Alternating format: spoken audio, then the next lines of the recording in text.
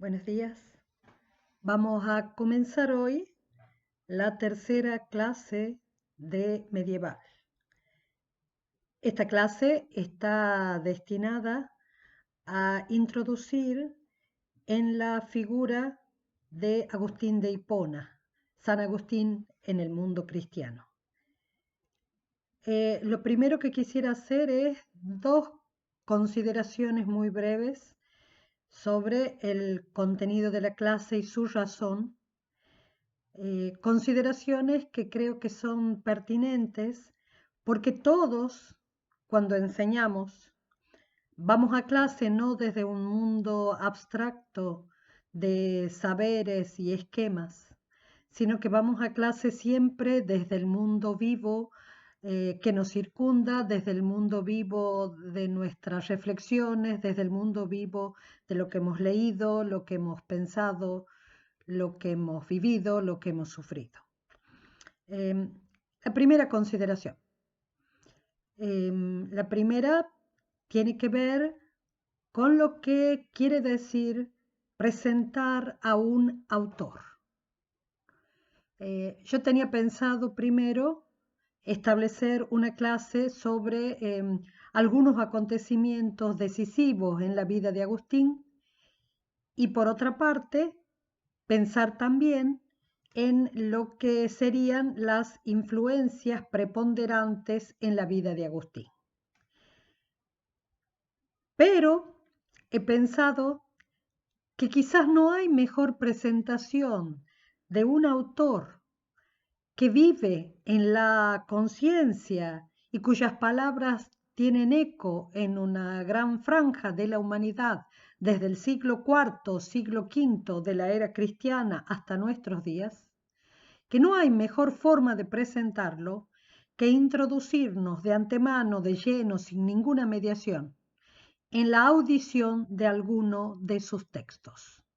Por eso voy a dejar la presentación de algunos elementos del itinerario intelectual de Agustín, de algunos elementos que tienen que ver con las influencias preponderantes de su pensamiento.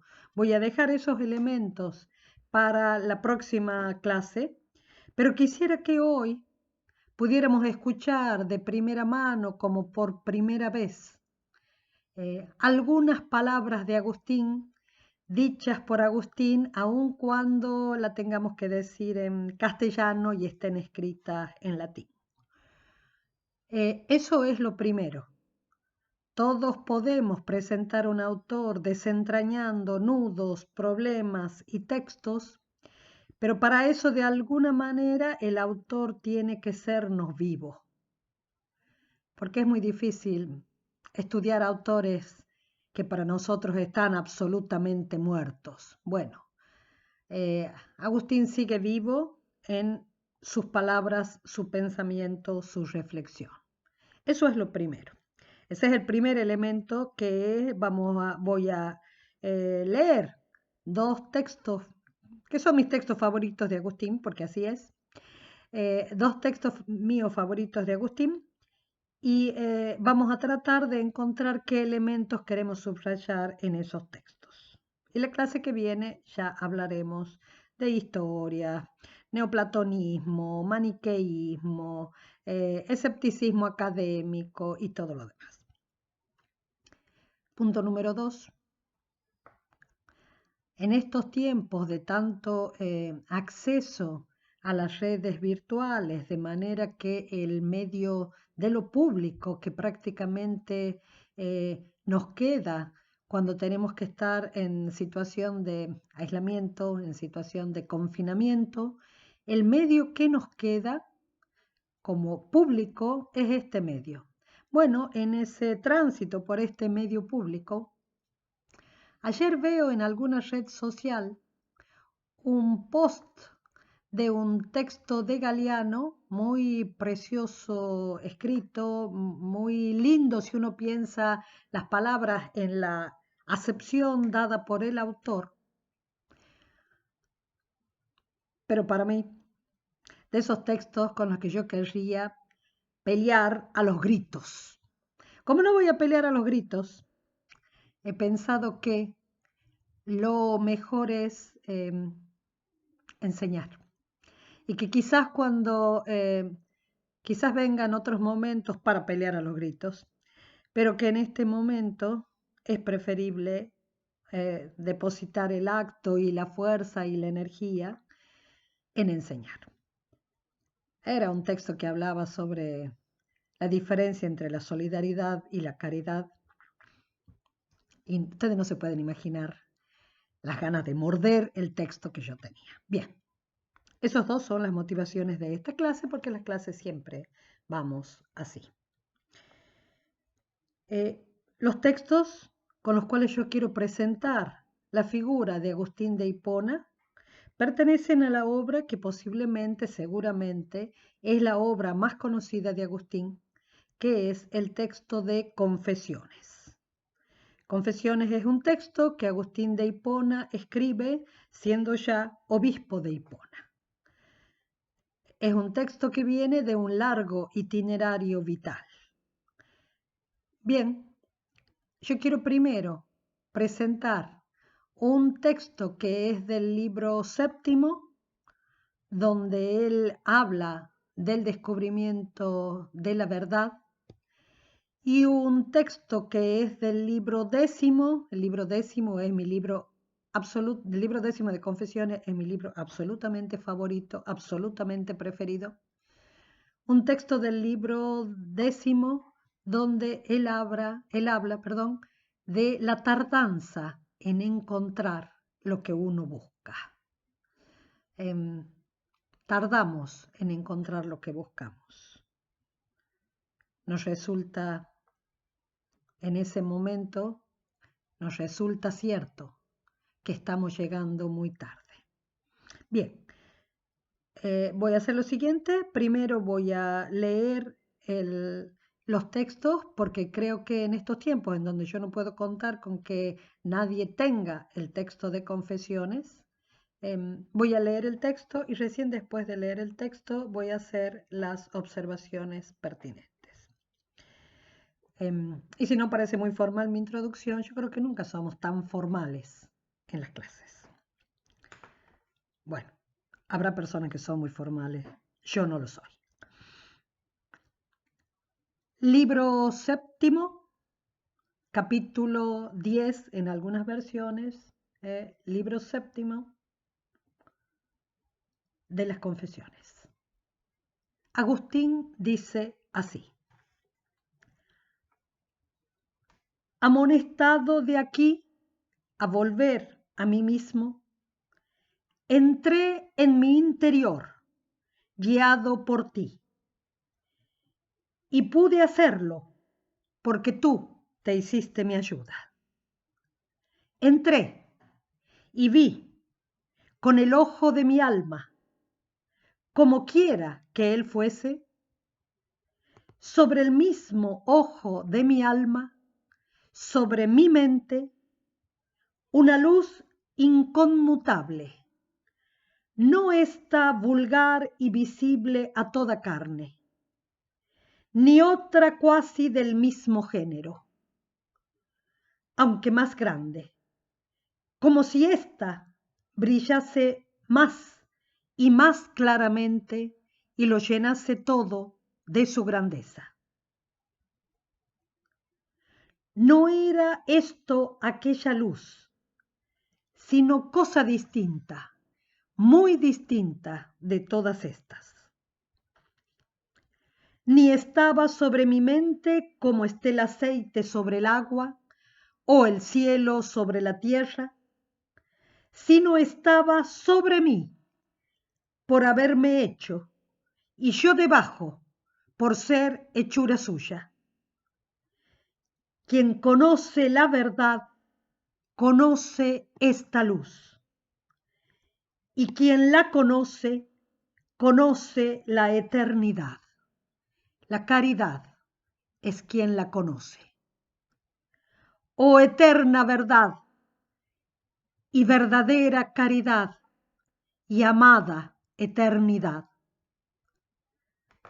Tú eres mi Dios, por ti suspiro día y noche, Y cuando por vez primera te conocí, tú me tomaste para que viese que existía lo que había de ver y que aún no estaba en condiciones de ver. Y reverberaste la debilidad de mi vista, dirigiendo tus rayos con fuerza sobre mí, y me estremecí de amor y de horror. Y advertí que me hallaba lejos de ti, en la región de la desemejanza, como si oyera tu voz de lo alto. Manjar soy de grandes, crece y me conocerás. Ni tú me mudarás en ti como al manjar de tu carne, sino tú te mudarás en mí.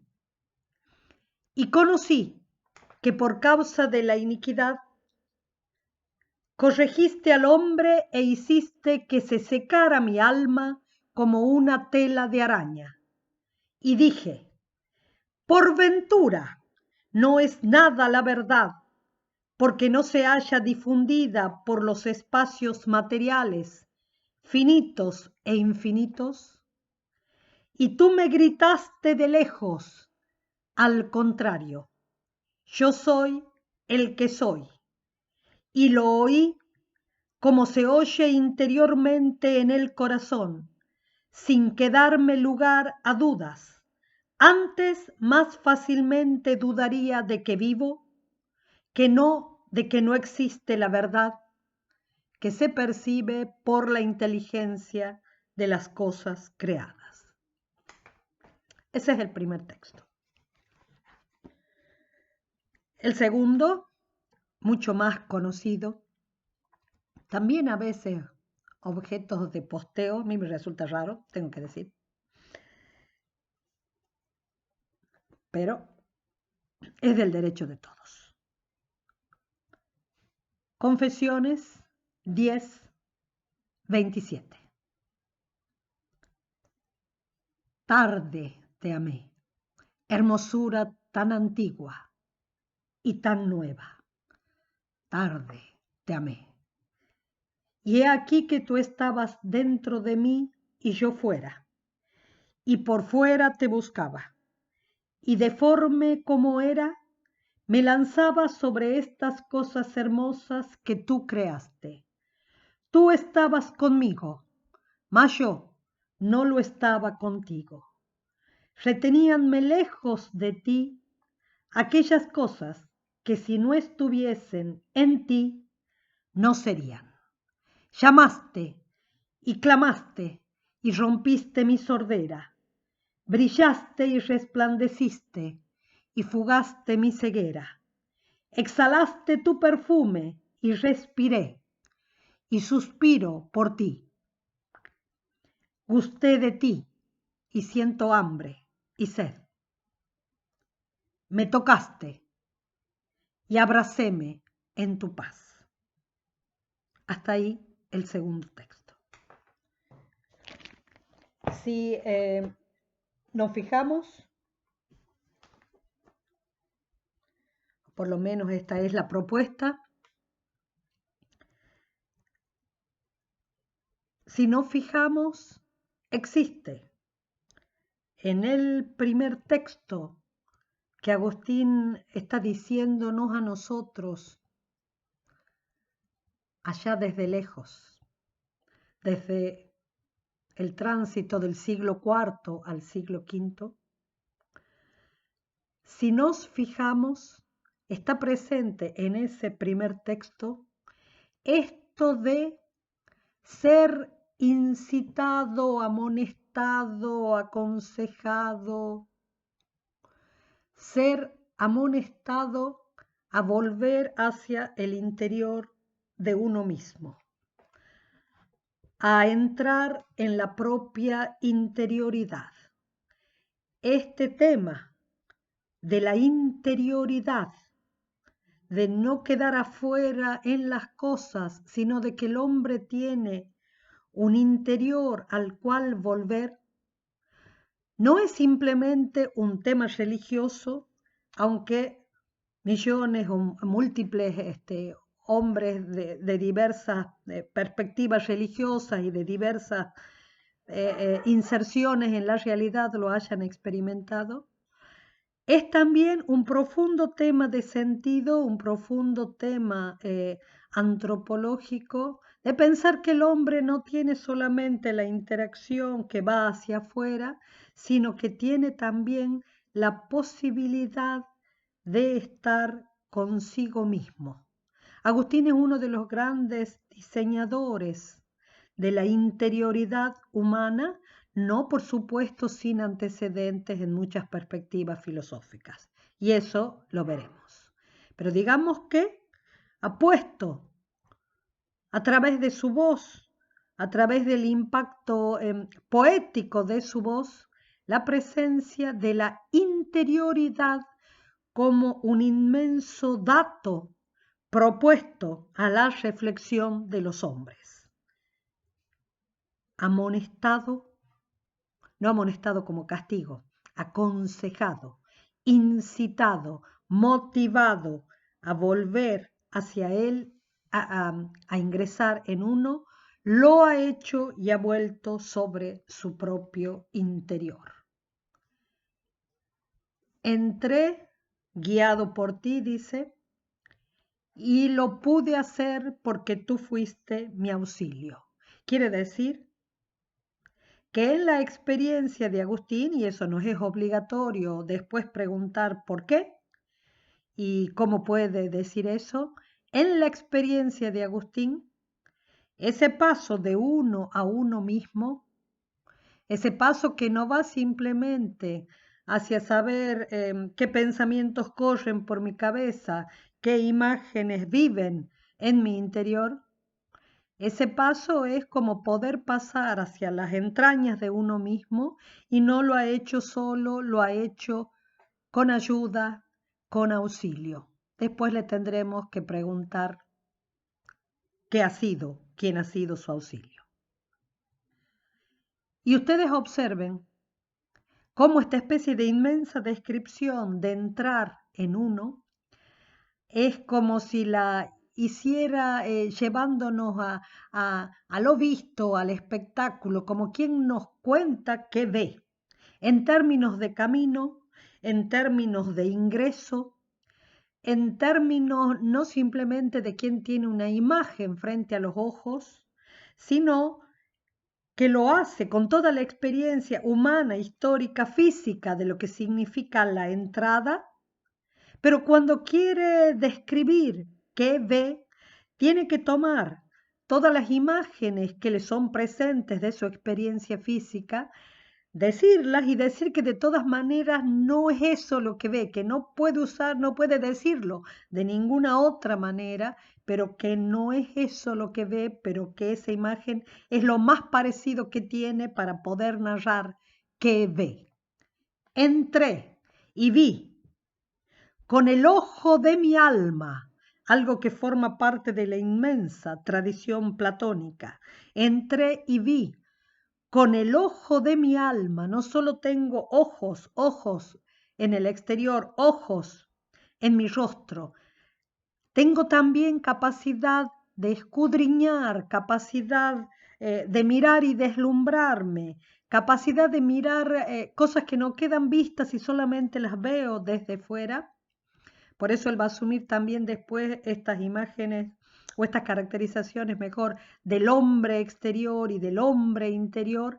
Entré y vi, veo dentro mío, entré y vi con el ojo de mi alma, como quiera que él fuese. Ninguno de nosotros puede decir cómo será que ve por dentro, e incluso por qué le está llamando ojo o por qué le está llamando mirar a eso que no es equivalente al ojo físico ni al mirar.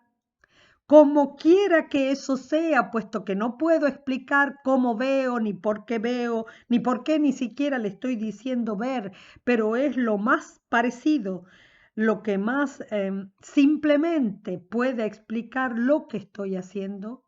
Entré y vi con el ojo de mi alma sobre mi mente una luz inconmutable. Observen esos tres elementos que se nos hacen presentes. Ver, el ojo del alma, y que lo visto es una luz que no tiene cambio. Miren eso, esa especie de gran imagen de la visión, de esto de tener ojos, de que haya algo para ver y que además necesito luz para ver, porque si no, por mucho que tenga ojos y por mucho que haya algo para ver, no logro ver. Entré y vi con el ojo de mi alma esos tres elementos y los tres elementos de la visión y un elemento absolutamente que ha sido absolutamente estudiado, pensado, reflexionado, porque Agustín dice sobre mi mente. Y nosotros le preguntamos a Agustín, ¿qué es lo que estás diciendo? Si estoy viendo adentro mío, si estoy viendo desde lo más elevado mío, si estoy viendo con mi mente, ¿cómo puedes decir sobre mi mente? ¿Se dan cuenta que todas las imágenes espaciales que nosotros tenemos, la imagen del dentro como contraposición al fuera, la imagen del interior como contraposición al exterior, la imagen de lo que está a mi nivel o lo que está por debajo de mi nivel o lo que está por arriba de mi nivel,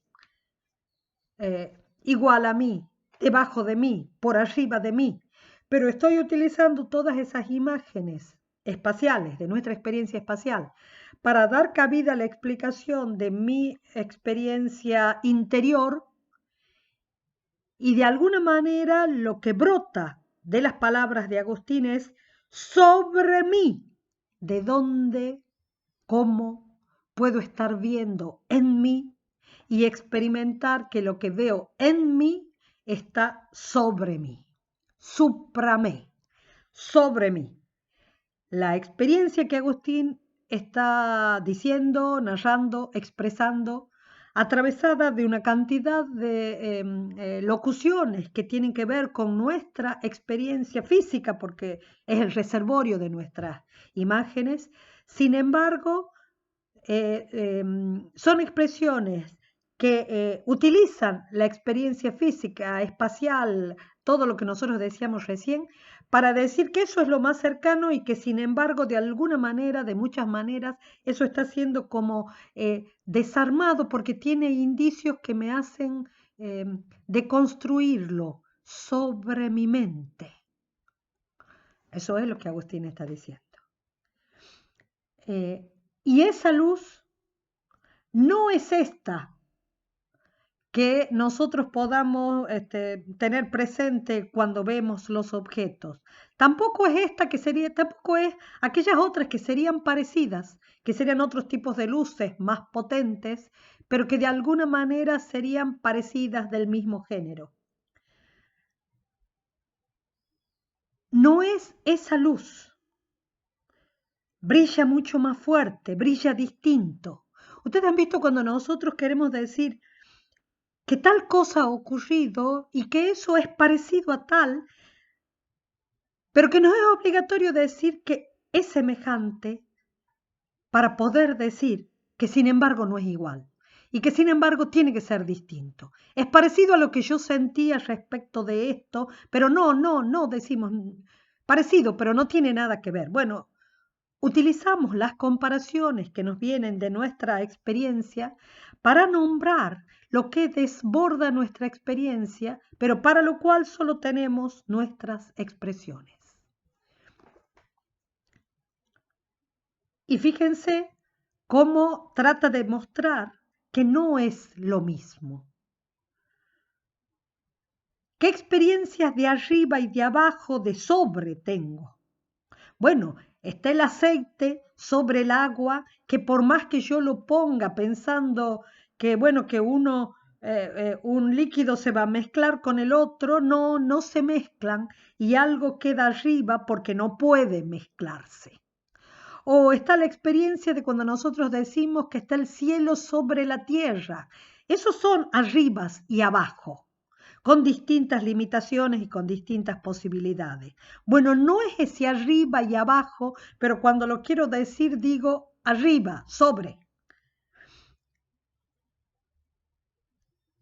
Ese sobre es el sobre que solamente puede decirse tal que es aquello que está sobre mí porque me ha hecho y yo estoy debajo de porque soy hechura. Y ahí también, por mucho que entendamos literalmente las palabras de Agustín, tampoco entendemos del todo qué querrá decir esto, que el sobre no sea simplemente de un elemento a otro, de una sustancia a otra, sino que el sobre tiene que ver con algún tipo de hacer, de producir, de que yo sea y que no, y que aquello a lo cual yo pueda designar como lo que me ha hecho está sobre. Y vienen a nuestra cabeza todos los elementos y todas las interpretaciones de las distancias y de todos los uno por arriba del otro, uno sobre otro, todas nuestras estructuras jerárquicas de poder, todas nuestras estructuras de opresión, todas nuestras estructuras de mando. Estar sobre mí es oprimirme, estar sobre mí es mandarme, estar sobre mí es tantas cosas, es en categorías contemporáneas y de las luchas contemporáneas. Estar sobre mí es violarme, estar sobre mí es avasallarme. Se dan cuenta que ninguna de esas acepciones del sobre, por arriba, sobre mí, es la que está siendo dicha por Agustín cuando dice, de alguna manera está sobre mí porque me has hecho y yo no estoy ahí en ese arriba porque soy tu hechura.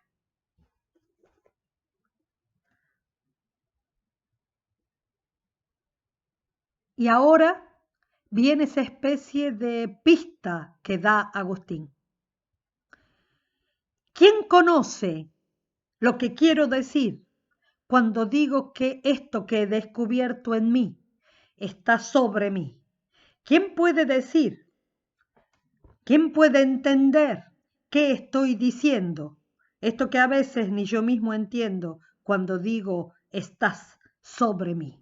Y Agustín da una especie de pista difícil, rara, dificilísima. Esa pista que da es quien conoce la verdad, conoce esta luz. Y quien la conoce, conoce la eternidad. La caridad es quien la conoce. Ustedes observen que este texto, en donde esa frase en especial parece ser una frase puesta estilísticamente para despertar toda la conmoción de la belleza, en realidad nos está dando una especie de pista inmensa de aclaración difícil de lo que está diciendo Agustín sobre qué quiere decir esta experiencia del ver que él dice que tiene y qué quiere decir poder entender que tengo una luz y esa luz no es equivalente, que tengo ojos y esos ojos no son equivalentes, que tengo una experiencia de algo por arriba de mi capacidad de ver y que ese sobre no es equivalente a a ninguna de las acepciones del sobre que estamos acostumbrados a manejar. Quien conoce la verdad, conoce esta luz. Quiere decir que cuando nos estamos refiriendo a que hay algo que ilumina, que aclara, que pone de manifiesto las cosas, sin la cual no bastaría que existieran las cosas, porque de ninguna manera podríamos verlas. Quien pone de manifiesto esto es la verdad. La verdad es, a juicio de Agustín, y por eso vamos a ver después, cuando veamos algo de la teoría nociológica de Agustín, la verdad es una gran capacidad de manifestación. No conozco simplemente porque tengo ojos, no conozco simplemente porque haya cosas, sino porque hay algo que ilumina. Esto que tiene en Agustín la doble vertiente del platonismo y el neoplatonismo, y que tiene por otro lado la verdad puesta en las claves de un texto que es muy caro a la reflexión agustiniana, tal como son todas las reflexiones de Juan Evangelista en los textos escriturarios sobre la luz y la luz que viene y la luz que ilumina a todo hombre. Ambas fuentes se cruzan y en esas fuentes cruzadas, sobre lo cual muchísimo se ha discutido y se sigue discutiendo sobre Agustín, en esas fuentes cruzadas lo que nosotros tenemos es que la verdad, esa que me hace experimentar que hay algo sobre, es, a juicio de Agustín, esa luz que me hace experimentar que hay algo sobre, es, a juicio de Agustín, la verdad. Por lo tanto, lo que nos lleva a preguntar es, ¿qué será la verdad de la que Agustín habla? ¿Quién conoce esa luz? ¿Quién puede ser? El que conoce esa luz, el que nos permite hacer eso, es quien conoce la verdad. Y a renglón seguido dice, quien la conoce, conoce la eternidad. Y nosotros le diríamos, si antes no te entendíamos, ahora menos. ¿Qué quiere decir? Desde nuestra experiencia hecha de tiempo, desde nuestra experiencia hecha de instantes y de sucesos, de esto que todo sigue, todo fluye, todo termina, de esto en donde siempre estamos entre comienzos y finales. ¿Qué puede querer decir que conocer la verdad sea conocer la eternidad? Pero eso es lo que Agustín dice, y por eso tiene un espléndido, absolutamente espléndido libro 11, donde habla de lo que quiere decir el tiempo y qué quiere decir que conozcamos el tiempo. Y eso de alguna manera es el pórtico agustiniano a la captación de la eternidad. Y a renglón seguido nos dice, la caridad es quien la conoce. Y ahí sí, tenemos una inmensa cantidad de preguntas. Por lo tanto, y ese es quizás la fuerza de, no sé si de mis enojos, o no sé si del largo hábito de leer, que cuando uno lee un texto y encuentra en ese texto una serie de frases, una serie de voces que dicen y nos damos cuenta que en realidad no estamos entendiendo lo que dice. Lo que hacen esos textos es disparar nuestra capacidad de búsqueda, disparar nuestra capacidad de entender. La belleza del texto puede conmocionarnos para abrirnos, no simplemente para repetir la frase. Lo que hace es abrir el desafío de nuestra inteligencia para preguntar, ¿qué quiere decir lo que estás diciendo? Porque como hombre, como mujer, no necesito, aunque sí necesito, no necesito solo de la belleza de las expresiones. Necesito de aquello que es fortísimo. Necesito entender.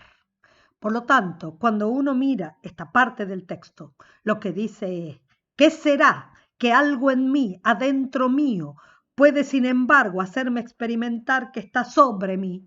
¿Qué quiere decir que la luz en la que descubro eso es la verdad? ¿Qué quiere decir? Que cuando conozco la verdad, conozco lo eterno, y uno le salen desde el siglo XXI todo eso de que no hay nada eterno. Bien, pero no le estamos preguntando a alguien que se ha dejado resolver sus preguntas por cualquier respuesta. Es a alguien que ha buscado largamente, por lo tanto es importante preguntarle qué quiere decir la eternidad. y por qué está diciendo que la caridad es quien conoce la verdad, la eternidad y la propia capacidad de entrar en uno. Por eso, para que no se nos haga tan largo, cuando, cuando dice a renglón seguido, oh eterna verdad y verdadera caridad y amada eternidad, todo parece poder identificarse entre sí. Por lo tanto, también tenemos que preguntarnos, ¿por qué lo que sustantiva pasa a ser lo que adjetiva y viceversa? También tenemos que preguntarnos todo eso, ¿por qué el lenguaje de alguien que ha aprendido a hablar, que ha sido un retórico, cuyas palabras transidas de experiencia en el arte de decir nos conmueven precisamente por ese arte? También tenemos que preguntarnos qué es lo que justifica que él pueda producir determinadas flexiones con estas expresiones. Oh verdadera caridad, amada eternidad. Y cuando dice sobre todo eso, tú eres mi Dios, no podemos pensar que alguien que ha buscado larguísimamente establece esta afirmación simplemente porque tiene una especie de shock pseudomístico como creemos nosotros. No, no para un hombre que ha pensado larguísimamente. Por lo tanto, creamos o no creamos, porque eso puede ser de distinta manera, tener la compañía de alguien que ha buscado, que nos dice que ha encontrado y que es capaz de ponerle palabra a ello, bueno, es muy importante.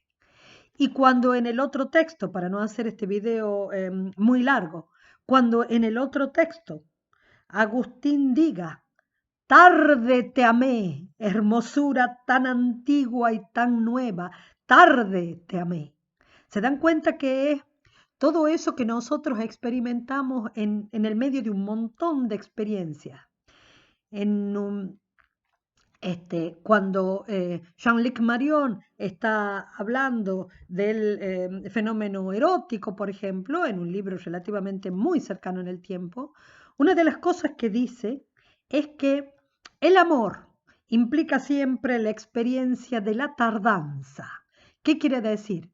Que cuando nos damos cuenta de que esta es la persona que amamos, o nos damos cuenta que esto que estamos buscando, esto es lo que somos. Creía que podía ser biólogo o técnico y de repente algo arrasa sobre mí, me deslumbra y digo, es esto lo que quiero hacer. ¿Qué descubro? Que es tarde. ¿Tarde por qué? No porque no lo pueda hacer, sino porque la experiencia es que yo he llegado a esto y en realidad quisiera haber llegado desde que yo soy yo. Porque ahí es donde me veo a mí mismo. Tarde te amé, hermosura tan antigua y tan nueva, y he aquí que tú estabas adentro y yo estaba afuera, y afuera te buscaba. Ustedes observen que, y estoy por estornudar, ustedes observen que esto de experimentar que lo más elevado de uno es el interior y uno está en el interior y puede estar en el interior. No, Agustín dice, no, no es así, nosotros estamos fuera. Y a veces eso que nosotros pensamos como el yo y como aquello desde donde producimos nuestras actividades y desde donde producimos nuestras iniciativas, eso mismo puede estar teniendo la experiencia de estar fuera de mí. Tú estabas dentro, yo estaba fuera. Lo que después muchos han hecho como si se sacara esa frase, pero en realidad, bueno, tenemos derecho los hombres a apropiarnos de lo que los otros hombres dicen, cuando de alguna manera toca nuestra inteligencia. Eso que también se ha publicitado mucho de Agustín, de que alguien sea más íntimo a mí que yo mismo. Y nosotros le diríamos, ¿cómo alguien va a ser más íntimo a mí que yo mismo? Entonces piensen que en este yo y tú que está diciendo Agustín en el segundo texto, en este yo y tú, en donde lo que está introduciendo es una categoría que no nos es desconocida, aunque nos pueda ser lejana en un montón de momentos, lo que él dice es que ese yo y tú, el yo está fuera y el tú está dentro. ¿Qué tipo de yo y tú implica que el yo está fuera y el tú está dentro? ¿Y qué quiere decir? Que a esa experiencia, en donde pongo todas mis categorías temporales de encuentro y de tardanza, tarde te amé, y le diga, hermosura, tarde te amé. Tú estabas adentro, yo estaba fuera. Bueno, esas son, los textos tienen muchísimo más cosas, pero no quería hacerlo muy largo. Este es Agustín, que hace que uno crea que ha entendido una frase y después la vuelva a ver y en realidad diga no entiendo nada. Bueno, ese es el Agustín que de alguna manera queremos presentar para poder indagar. Porque cuando algún pensador pone en la historia su experiencia viva de reflexión, su experiencia viva de descubrimiento, podemos disfrutar las palabras, por supuesto, sí, pero lo que nos es muchísimo más fuerte, muchísimo más hermoso, muchísimo más desafiante, es entender, preguntar, aventurarnos a pensar en serio lo que él pensaba. No por estar de acuerdo, podemos estar en absoluto desacuerdo y decir que todo lo que Agustín dice es una hermosa ilusión, ¿no? No importa cuál es la conclusión que saquemos, lo que importa es que tratemos de pensar críticamente con la conmoción que a veces produce en nosotros la crítica. ¿Qué es lo que Agustín ha pensado? Bien, hasta aquí el contenido y en la clase que viene voy a dar las influencias de Agustín, pensamiento de Agustín, escuelas de Agustín, polémicas de Agustín, bueno, lo que todos necesitamos saber. Muy bien, hasta luego.